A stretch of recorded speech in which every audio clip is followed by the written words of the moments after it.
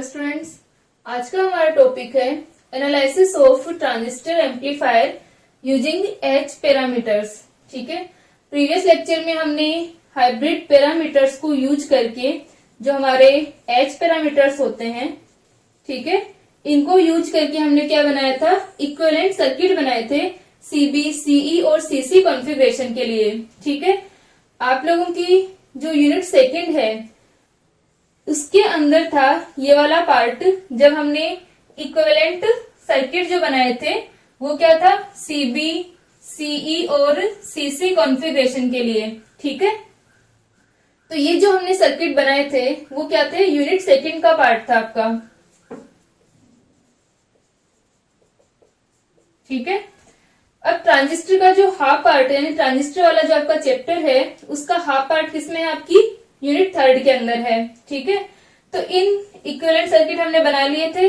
अब जो हमारे हाइब्रिड पैरामीटर्स को यूज करके सर्किट बनते हैं उनसे ट्रांजिस्टर का एज एम्पलीफायर हम जो एनालिसिस करते हैं वो किसके अंदर है, आपकी यूनिट थर्ड के अंदर है। ठीक है, यानी जो आज वाला टॉपिक हम पढ़ रहे हैं वो आपके यूनिट थर्ड के अंदर है।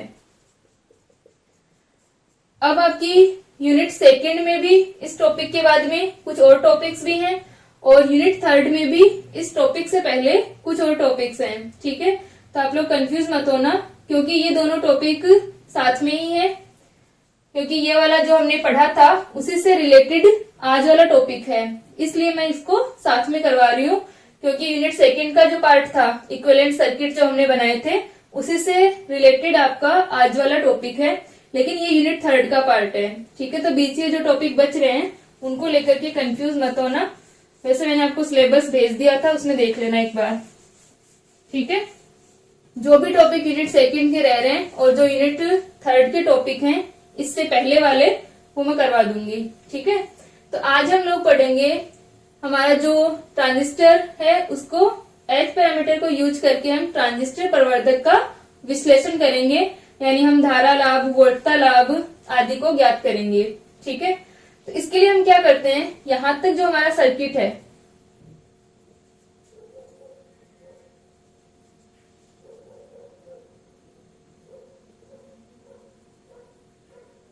ठीक है, यहां तक का जो सर्किट है वो क्या है, जो हमने इक्विवेलेंट सर्किट बनाया था वही है। इसी प्रकार बनाया था हमने इक्विवेलेंट सर्किट कि हमारे पास में V1 वोल्ट था, फिर HI, यहां पर अपने पास में क्या था, ये I1 करंट, और ठीक है I1 करंट, ये हमारा HR V2 था, और इसके बाद में ये वाली वैल्यू आती है हमारे पास में। ठीक है, ये वाला जो हमारा सर्किट है, तो यहां तक हमने जो हाइब्रिड पैरामीटर से सर्किट बनाया था वही है। अब इसको हम ट्रांजिस्टर प्रवर्धक की तरह जब हम विश्लेषण करते हैं इसका, तो क्या करते हैं, इसके अंदर इनपुट में यानी जो हमारा निवेशी भाग है उसके अंदर क्या करते हैं, एक वोल्टता स्रोत जोड़ देते हैं, एक सिग्नल वोल्टेज सोर्स जोड़ते हैं जो यहाँ पर Vs से डिनोट किया हुआ है।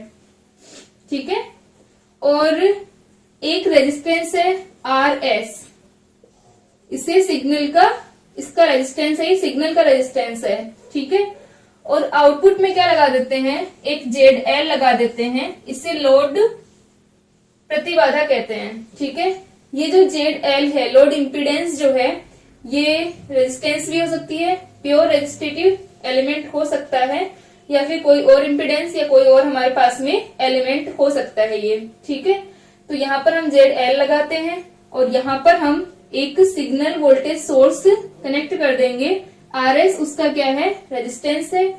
तो हम इससे अब जो हमारा सर्किट हमें मिला है इससे क्या करते हैं, ट्रांजिस्टर एम्पलीफायर का एनालिसिस करते हैं। ठीक है, तो आपका ये टॉपिक यहां तक हम पहले बना चुके थे हाइब्रिड पैरामीटर से, इस वजह से मैं आपको साथ में करवा रही हूँ।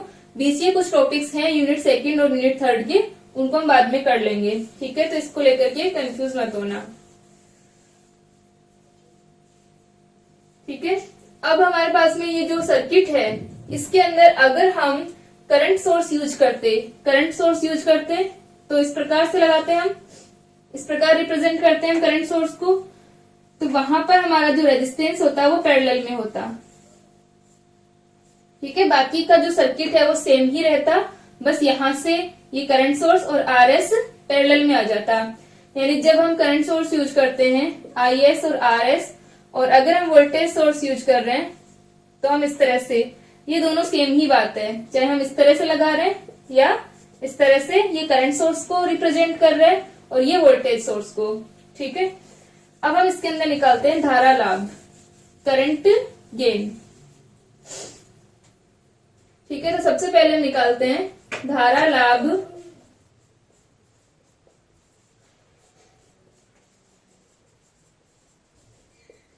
Current gain. ठीक है, करंट गेन क्या होता है, ए आई से हम इसको रिप्रेजेंट करेंगे, ए आई इक्वल टू होगा I2 अपॉन I1। ठीक है, करंट गेन, हमारा गेन जब भी हम निकालते हैं तो क्या होता है, आउटपुट अपॉन इनपुट होता है। आउटपुट करंट क्या होगी, I2 होगी, और इनपुट करंट क्या होगी, I1 होगी। ठीक है, तो यहां से हमारे पास में A I equal to I2 upon I1 आ गया।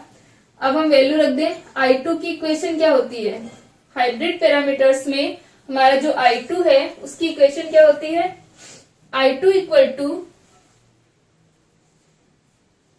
HF I1 प्लस का HO V2, यही होती है I2 की इक्वेशन।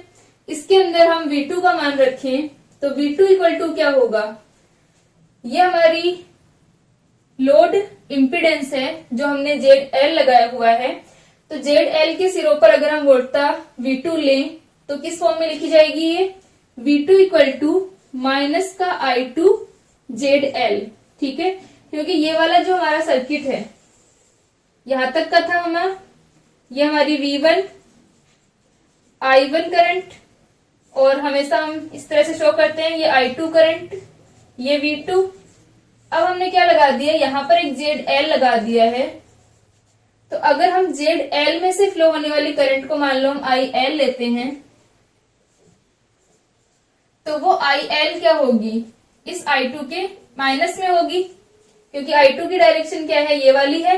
तो अगर हम I2 की फॉर्म में इसको लिखें, ZL को लिखें, तो माइनस I2 ZL लेंगे।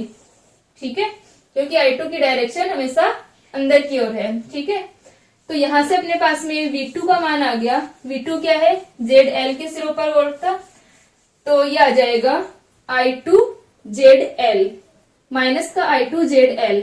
अब माइनस I2 ZL को हम यहां रख सकते हैं, ठीक है, V2 के अंदर। तो ये बन जाएगा I2 equal to HF I1 plus का HO और माइनस का I2 ZL। ठीक है, अब I2 को हम कॉमन ले लेंगे, I2 को इधर ले लेते हैं, तो ये आ जाएगा I2 plus I2 HO ZL equal to HF I1। इसमें से I2 को कॉमन ले लेंगे, 1 plus HO ZL HF I1। ठीक है, तो I2 की वैल्यू क्या आ गई, I2 इक्वल टू अपने पास में आ गया HF I1 divided by 1 plus HO ZL। ठीक है, ये I2 का मान आ गया।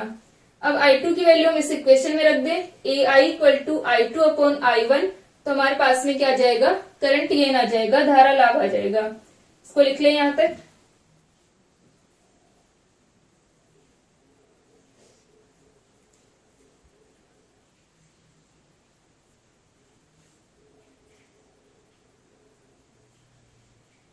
ठीक है, यहां तक हो गया। तो धारा लाभ का मान क्या हो जाएगा,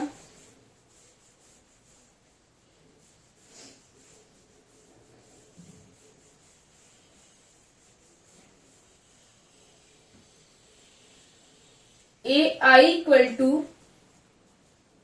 I2 upon I1 HF I1 upon 1 plus HO ZL into I1। ठीक है,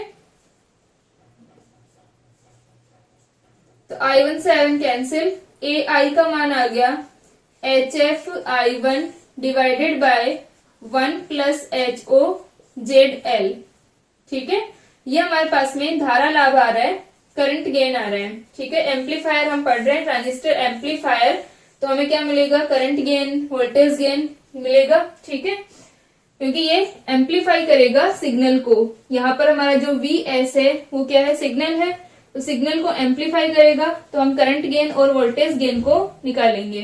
ठीक है, तो इस सर्किट के अंदर यहाँ तक का हमारा पार्ट हाइब्रिड पैरामीटर वाला है, और ये हमने यूज किया है इसको एम्पलीफायर की तरह एनालिसिस करने के लिए। और ZL जो है वो लोड इम्पिडेंस है। ठीक है, इसका मान लिख लें धारा लाभ का।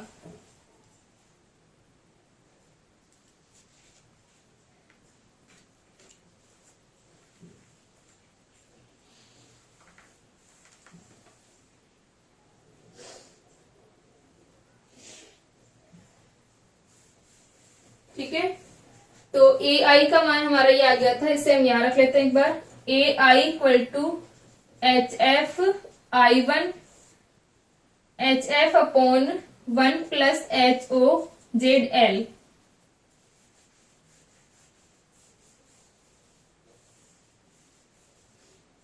सेकेंड हम निकाल रहे हैं इनपुट इम्पीडेंस निवेशी प्रतिबाधा।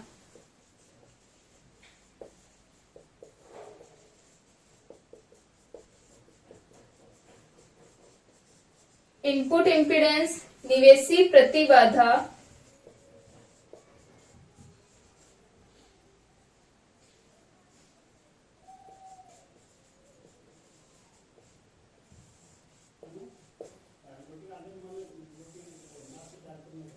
तो निवेशी प्रतिबाधा का मान क्या होगा, यहाँ पर जो हमारा ट्रांजिस्टर एम्पलीफायर है इसकी जो निवेशी प्रतिबाधा इनपुट इम्पीडेंस होगी वो क्या होती है, जो इनपुट टर्मिनल्स हैं वहां पर जो इम्पीडेंस होगी, मापित प्रतिबाधा जो होगी वो क्या होगी, इनपुट इम्पीडेंस होगी, यानी ZI क्या है, इनपुट इम्पीडेंस है।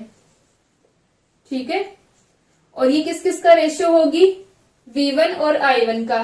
तो यहाँ पर हम लिख सकते हैं कि निवेशी प्रतिबाधा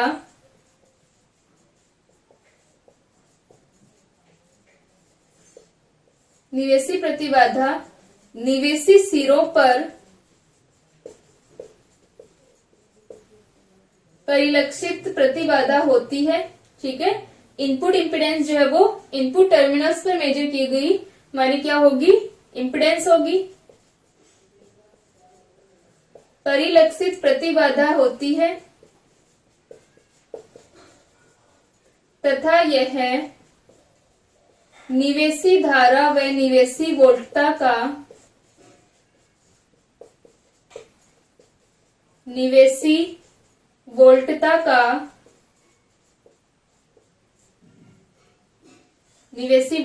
व धारा का, ठीक है, निवेशी धारा का अनुपात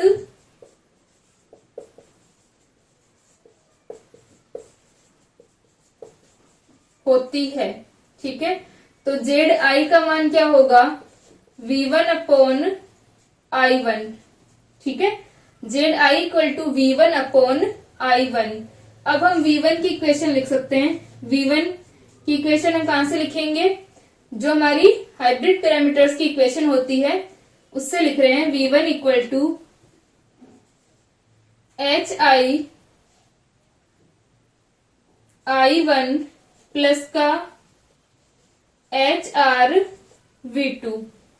ठीक है, क्योंकि जो हमारे पास में V1 है, V1 और I2 जो होते हैं वो I1 और V2 के फंक्शन होते हैं, तो ये I1 और V2 की फॉर्म में आएंगे। ठीक है, तो ये आ गया HI I1 प्लस का HR V2। वापस से V2 इक्वल टू क्या होगा, V2 का मान यहां से माइनस का I2 ZL। ठीक है, V2 इक्वल टू क्या आ जाएगा, माइनस का I2 ZL। तो V1 इक्वल टू क्या हो जाएगा, HI I1 माइनस का HR I2 ZL। ठीक है, तो ये हमारे पास में इनकी वैल्यू रख करके हम ZI का मान निकालेंगे। ठीक है, इसको लिखें।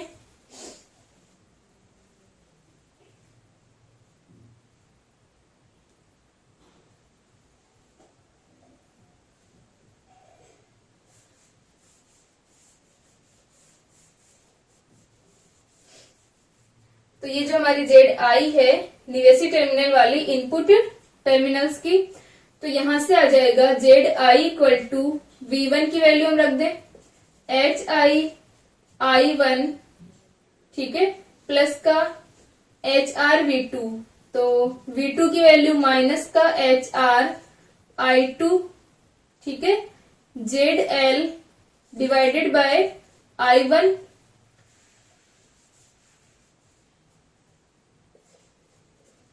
तो जेड आई इक्वल टू क्या आ जाएगा HI I1 से I1 cancel minus HR I2 upon I1 ZL, तो Z I equal to HI माइनस HR H I2 upon I1 क्या हो जाएगा AI ZL, क्योंकि हमारा जो AI था वो क्या था I2 अपॉन I1 का रेशियो था।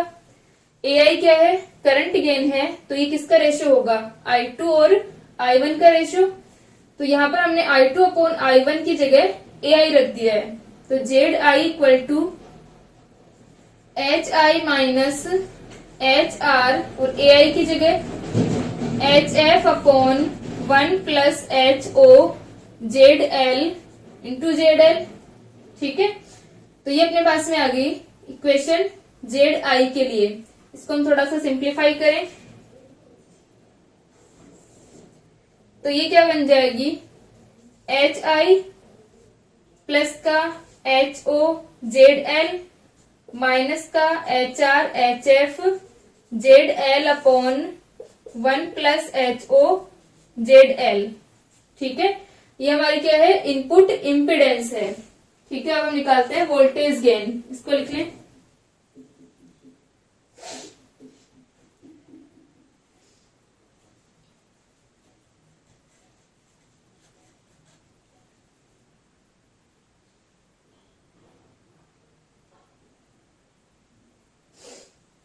ठीक है। यहां तक हो गया, हमारे पास में जेड आई की वैल्यू आ गई।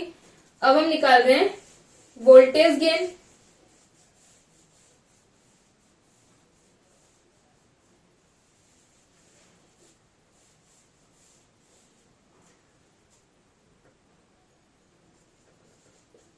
वोल्टता लाभ,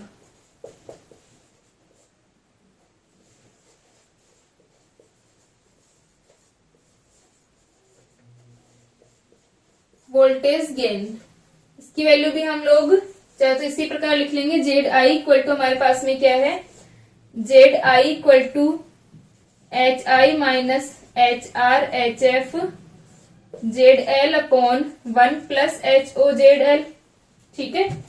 अब हमारा वोल्टता लाभ क्या होता है, वोल्टेज गेन क्या होगा, जिस प्रकार हम करंट गेन निकालते हैं output current upon input current, वैसे ही वोल्टेज गेन क्या होता है output voltage upon input voltage. तो हमारा आउटपुट वोल्टेज क्या है V2 और इनपुट वोल्टेज क्या है V1, तो इन दोनों का रेशियो क्या होगा आउटपुट, ये हमारा वोल्टेज गेन होगा। तो हम लिख सकते हैं वोल्टता लाभ निर्गम वोल्टेज तथा निर्गम वोल्टता तथा निवेशी वोल्टता का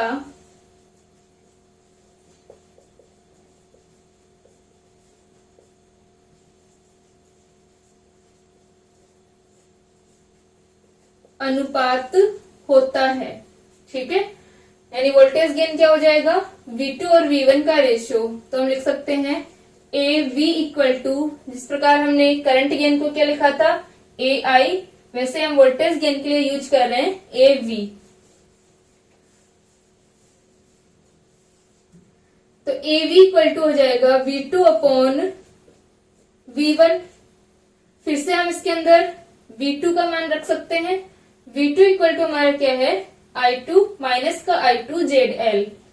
तो यहां पर हम लिखें क्योंकि V2 इक्वल टू माइनस का I2 ZL, ठीक है। तो V2 का हमारे पास में मान आ गया माइनस का I2 ZL।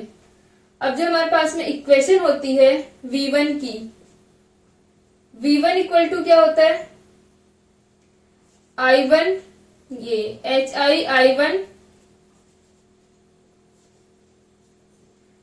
का HR V2, ठीक है। और हमारी I2 की इक्वेशन क्या होती है, HFI1 प्लस का HOV2, और V2 की वैल्यू क्या है, माइनस का I2ZL।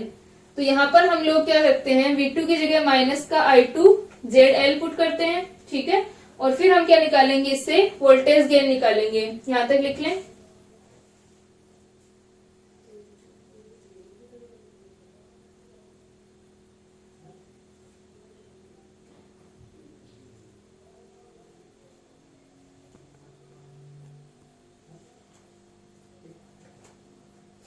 ठीक है, यहां तक आ गया।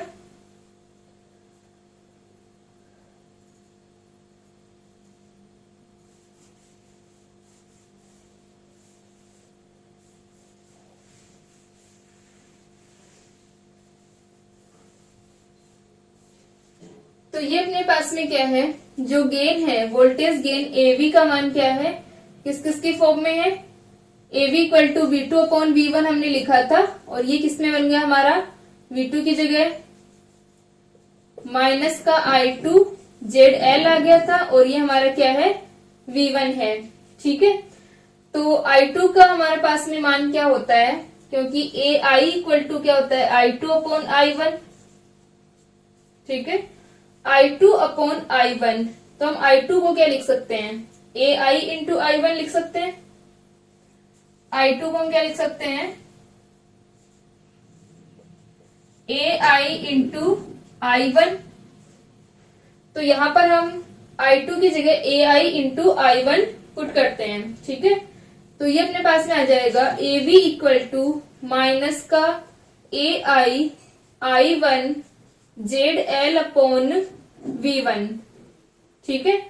तो इसमें माइनस का AI I1 ZL/V1 आ गया, और ये क्या होता है, I1/V1, यानी ये 1/ZI हो जाएगा, क्योंकि ZI क्या है, V1/I1 है। ZI निवेशी प्रतिबाधा जो है वो क्या है, V1/I1 है। तो यहाँ पर हम AIZL और I1/V1, तो यहाँ पर वैल्यू रख सकते हैं।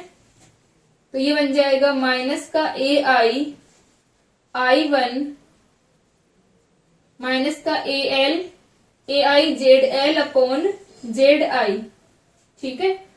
तो ये हमारे पास में इक्वेशन आई है, AV इक्वल टू माइनस का AIZL/ZI। अब इसके अंदर AI क्या है, करंट गेन है, ZI क्या है, इनपुट इम्पीडेंस है, ZL हमारी लोड इम्पीडेंस है। तो AI और ZI जो करंट गेन और इनपुट इम्पीडेंस है, इनको हम कैलकुलेट कर चुके, तो इनकी हम यहाँ पर वैल्यूज रख देंगे, और हमारे पास में क्या आ जाता है, वोल्टेज गेन आ जाता है, ठीक है। तो यहाँ पर AI और ZI के मान रखने हैं।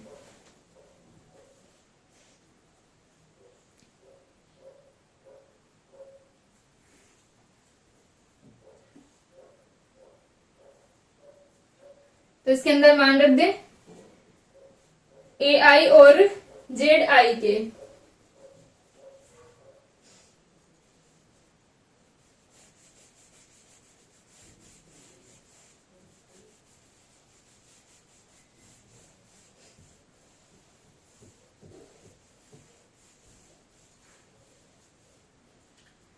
तो ये आ गया अपने पास में। तो AV इक्वल टू आ जाएगा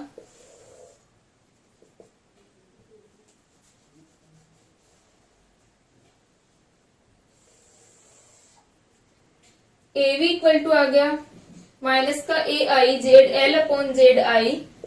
तो AI की जगह माइनस का HF/1 प्लस HO ZL, ठीक है। और AI का मान आ गया, और ZL/ZI। तो यहां से आ जाएगा ZL/ZI का मान HI माइनस का HRHF ZL/1 plus HOZL।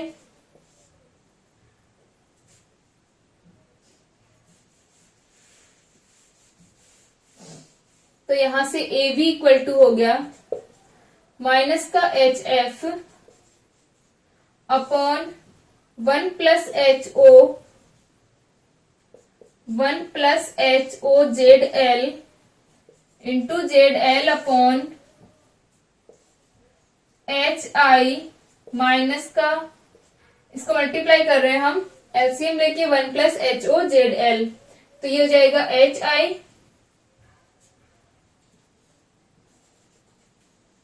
1 plus H O Z L minus का H R H F Z L upon 1 plus H O Z L, उसको हम ऊपर ले लेते हैं 1 plus H O Z L.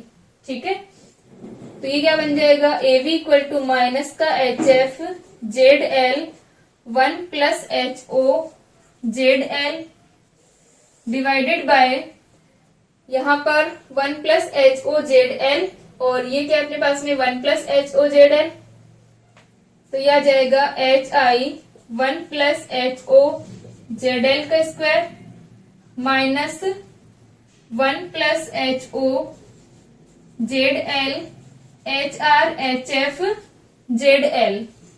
ठीक है, यहां तक लिख लें इसको।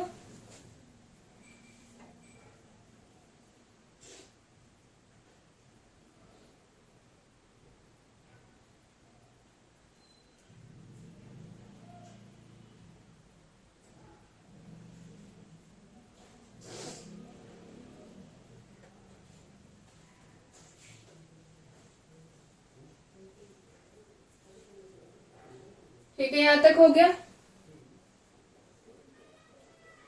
यहाँ पर हमारे पास में ए वी की वैल्यू आ गई, ए आई को हम लोग कैलकुलेट कर चुके थे, ए आई और जेड आई को हमने यूज किया है, तो हमारे पास में इस प्रकार ए वी का मान आया है।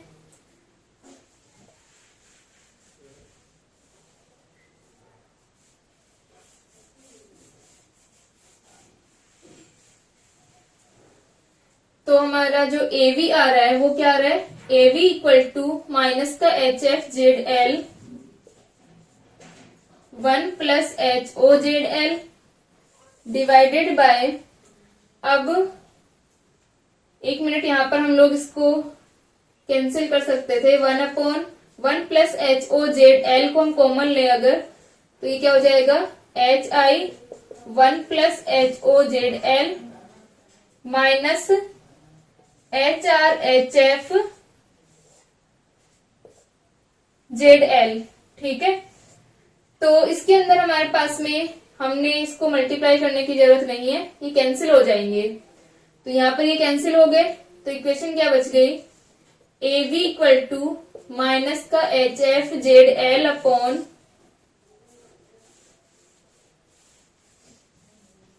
ये बच गए हमारे पास में इक्वेशन एच आई प्लस का 1 plus H O Z L minus का H R H F Z L, तो ये हो जाएगा माइनस का H F Z L upon H I 1 plus H O Z L, तो यहां पर हम मल्टीप्लाई कर दें तो ये हो जाएगा H I plus H I H O Z L minus H R H F Z L, और यहां से ये आ जाएगा अपने पास में H F Z L divided by H I plus Z L को कॉमन ले ले, H I H O minus H R H F, तो ये बन जाएगा माइनस का H F Z L upon H I plus Z L H I H O minus H R H F, इसे हम डेल एच लिख रहे हैं, H I plus Z L. ठीक है, ये हमने किसको लिखा है, H I H O minus H R H F को। ठीक है, अब अगर अपने पास में जो ये डेल्टा एच हमने लिया है वो क्या हो, इस एच आई की तुलना में कम हो, कंपैरिजन में हम इसको नेग्लेक्ट कर सकते हैं, तो हमारी ये वाली टर्म हट जाएगी, तो हमारा जो ए वी आएगा वो माइनस का H F Z L upon H आई के इक्वल आ जाएगा। ठीक है, तो इसको लिख ले, फिर हम ए वी का मान रख देते हैं,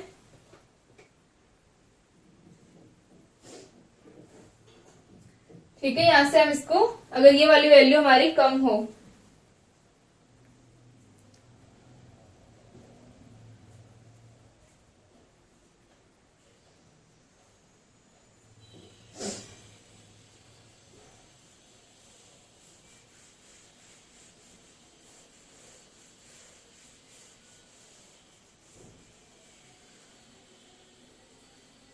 तो वोल्ट का लाभ ए वी इक्वल टू क्या आ गया, माइनस का H F Z L upon, यहां पर इसको अगर नेग्लेक्ट करें, ठीक है, ये वाली वैल्यू डेल्टा एच जो हमने माना है वो कम हो, तो ये आ जाएगा एच आई। ठीक है, यहाँ पर हम लिख सकते हैं कि डेल्टा एच का मान कम होने पर, delta H much much less than H I होने पर हम इसे क्या कर सकते हैं, नेग्लेक्ट कर सकते हैं। तो ये आ जाएगा A V equal to minus का H F Z L upon H I. ठीक है, वोल्ट का लाभ हो गया। अब हम निकालते हैं शक्ति लाभ। ठीक है, पावर गेन।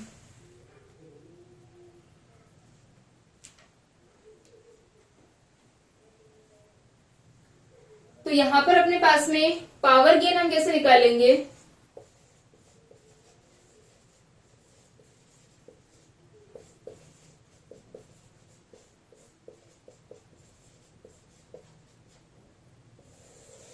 ठीक है, गेन निकाल रहे हैं। जिस प्रकार हमने करंट गेन निकालने के लिए हमने क्या किया था, output current upon input current, voltage gain में हमारा क्या होता है, output voltage upon input voltage. तो उसी प्रकार अगर हम पावर गेन निकाल रहे हैं, शक्ति लाभ अगर हम निकाल रहे हैं, तो क्या हो जाएगी, output power upon input power. ठीक है, तो यहाँ पर अपने पास में क्या होगा, शक्ति लाभ इक्वल टू क्या हो जाएगा,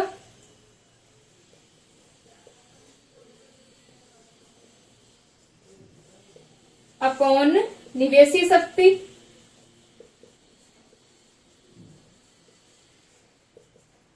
तो जो हमारी निर्गम शक्ति अपॉन निवेशी शक्ति जब हम निकालेंगे, तो P इक्वल टू क्या होता है, पावर इक्वल टू क्या होता है, V I voltage into current का रेशियो हमारी क्या होती है, पावर होती है। तो यहाँ पर जब हम आउटपुट की बात करेंगे, तो वहां पर करंट और वोल्टेज हमारी क्या आएंगी, आउटपुट वाली आएंगी, और जब हम निवेशी निकालेंगे तो करंट और वोल्टेज हमारी क्या आएंगी, इनपुट आएंगी। तो यह आ जाएगा V2I2 अपॉन V1I1। ठीक है, तो यहां से हम देख सकते हैं कि जो हमारा शक्ति लाभ है वो किस किस का रेशियो है, V2I2 अपॉन V1I1 का रेशियो है। तो यहाँ पर हमारे पास में दो चीजों का मल्टीप्लीकेशन आ रहा है, ये कि एक तो V2 upon V1 dot I2 upon I1। V2 upon V1 क्या होगा, AV, यहां पर अपन मोड ऑफ AV लेंगे, और I2 अपॉन I1 हमारे पास में क्या आ जाएगा, AI। ठीक है, तो हम वोल्टेज गेन और करंट गेन का मान रख देंगे। तो वोल्टेज गेन और करंट गेन क्या थे, AV हमारा क्या है, वोल्टेज गेन है, और AI क्या है, करंट गेन है। ठीक है, तो यहाँ पर अभी हमने जो वोल्टेज गेन निकाला वो हमारे पास में क्या आया था, HF ZL अपॉन HI। इसी प्रकार जो हमने करंट गेन निकाला था उसका मान रख देंगे। ठीक है, तो ये हमारी वैल्यू जो होंगी वो क्या आ जाएगा, शक्ति लाभ आ जाएगा। ठीक है, तो यहाँ पर हम इसका मान रख देते हैं,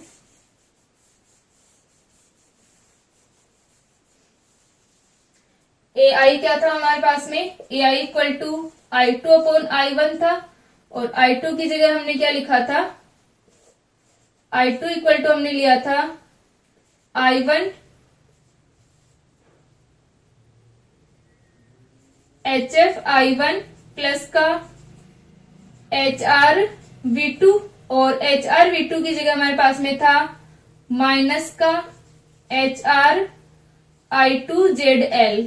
तो यहां से हमारे पास में I2 की इक्वेशन आ गई थी 1 प्लस HR ZL। ठीक है, और HF I1। तो AI इक्वल टू क्या आया था, HF I1 upon 1 plus HR ZL। ठीक है, और साथ में I1 ये कैंसिल, तो हमारे पास में AI का मान आया था HF अपॉन 1 प्लस HR नहीं, यहाँ पे हमारा HO आएगा, ठीक है, HOZL, ठीक है, यही था। तो ये मान हम रख देते हैं। और वोल्टेज गेन हमारे पास में क्या आया था अभी, माइनस का HFZL अपॉन HI, तो दोनों वैल्यूज हम रख दें। तो यहां से आ जाएगा AI इक्वल टू AP से हम इसे डिनोट करेंगे शक्ति लाभ, तो ये AV का मान HFZL अपॉन HI, और यहां से ये AI का मान आ जाएगा HF अपॉन 1 प्लस HOZL, ठीक है। तो ये हमारे पास में किसका मान आ गया, AP का मान आ गया, इसको लिख लें।